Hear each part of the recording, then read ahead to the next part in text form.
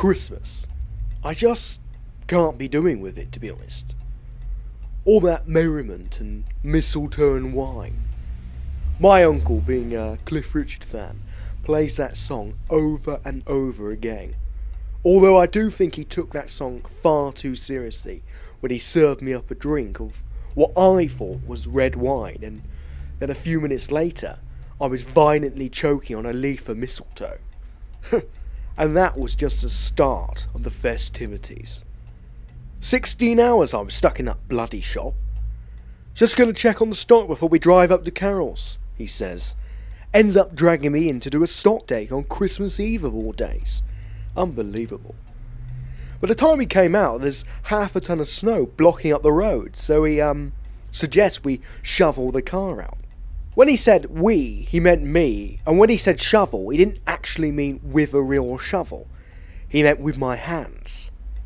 After 20 minutes, I was getting nowhere. So he suggests we bed down for the night in his shop on Christmas Eve. Well, of course, he thought it was hilarious, didn't he?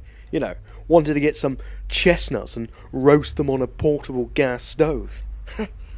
You wouldn't think he was 48. Luckily, he keeps enough booze on the premises which numb the pain somewhat. Now, I'm not a heavy drinker, although I have been known to have the odd glass of Baileys, though lemon and lime is more my tipple of an evening. But after I picked out all the leaves from his bottle of red, it actually made things more bearable. Though he started getting a bit merry, you know, which is hardly unusual for him.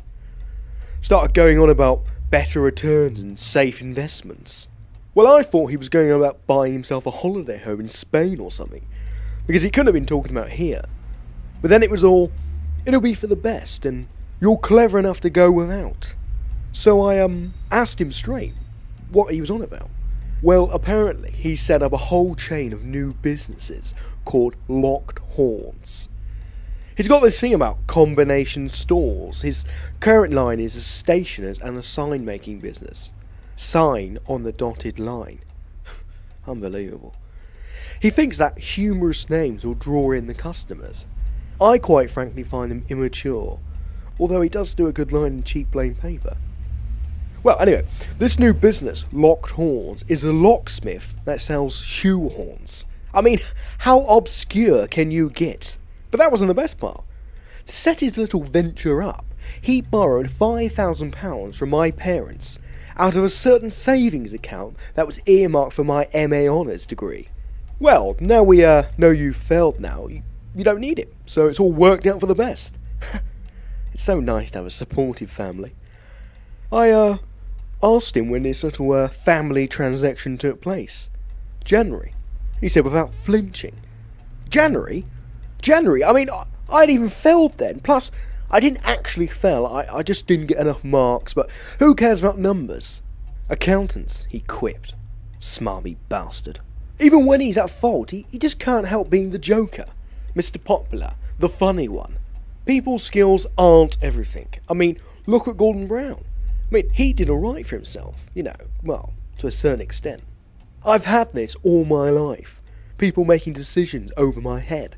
I feel like Ronnie Corbett. Why can't people give me the break I deserve? Look at Giles. He's got the grades, the looks, the connections, and Geraldine. All I've got is a cut-price Richard Branson for an uncle, and a ordinary pass in a media production degree that means as much as having a Lib Dem membership card. When I told him about the Branson jibe, he took it as a compliment and said anyone who invented pickle deserves a knighthood. I mean, I could have used the money to put a deposit down on the flat. He says, you can stay above the new shop. Then there'll be 2 spices above the door. Do you think I'm going to be forwarding my CV to production companies with my address as above a locksmith? Don't be such a snob, he says. Anyway, how would they know what it was? It would just say flat 2B. But I said, you know, but what about if they Google Earthed it, you know? People like top-level executives don't want nobodies, you know. You don't know anything about the industry. Then he chips in with, what you gonna do? He says snidely, you know. Invite them for cocktails in your Chez d'Alter? He can mock all he likes, but I know people. I'll be laughing last when he's merrily chuckling or politely smiling. I'll show him. Yeah. The man who invented pickle. What an uneducated, uncouth man he is. They say blood's thicker than water, and he must be clotting with how thick he is. I sat there in silence with him roasting his nuts on the other side of the room, which just serves him right for leaning up against a radiator too long, doesn't it? I was starving. All I've eaten was a turkey and sprout pot noodle. I really think they're going too far with these new flavours. I mean, I had a BLT pot noodle the other day. Basically just lumps of lettuce and tomato and bacon flavoured sauce.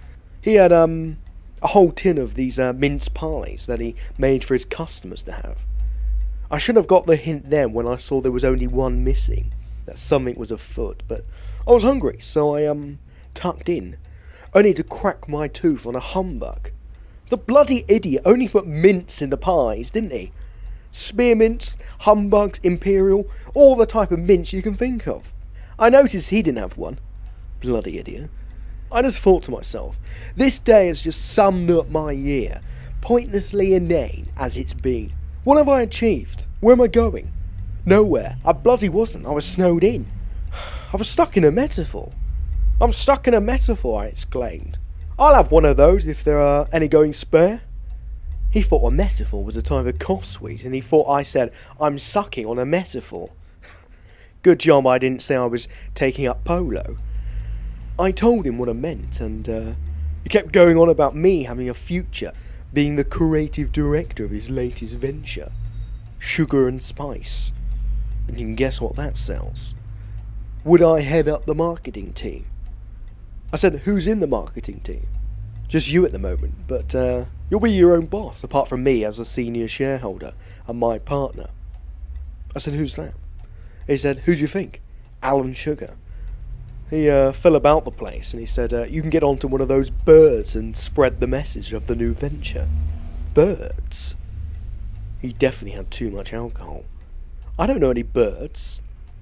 So he says, what's all this tweeting you doing all the time? Without sounding too much like John McEnroe, can he be serious? I suppose I'll have to start looking for a job after Christmas. I can't live on my savings forever, especially with Theo Bathitis about. I was thinking if I get a job as a night porter at the BBC, then in the dead of night I can leave my CVs on all the desk of the senior management team, and then burn Giles's file while I'm at it. I mean, of course, I would have to, subtly at first, I mean, I don't want them suspecting it's me, although leaving behind my CV with my picture, name and address on might give the game away. They give people like Adrian Charles £5 million contracts. They can't even give me a measly hour slot on Radio 4. I mean, look, if I had a regional accent, maybe that would swing it, or if I blacked up or browned up or whatever it is. I mean, what is the PC term for that? Look, okay, I know Adrian Charles isn't black, by the way. I was just trying to make a point. Lenny Henry! Great! He's black, yeah. And Brumming. I mean, he's done alright for himself, Maybe if I played around with the contrast in paint on my profile picture and I may at least get an interview. Yeah, well, I mean, obviously they're going to start asking questions, but at least I'll be in the same room as them, and hopefully then I can convince them that I've got what they're looking for. No, it's a stupid idea. I mean, it would never work. I wonder how many bottles of fake tan it would take, though.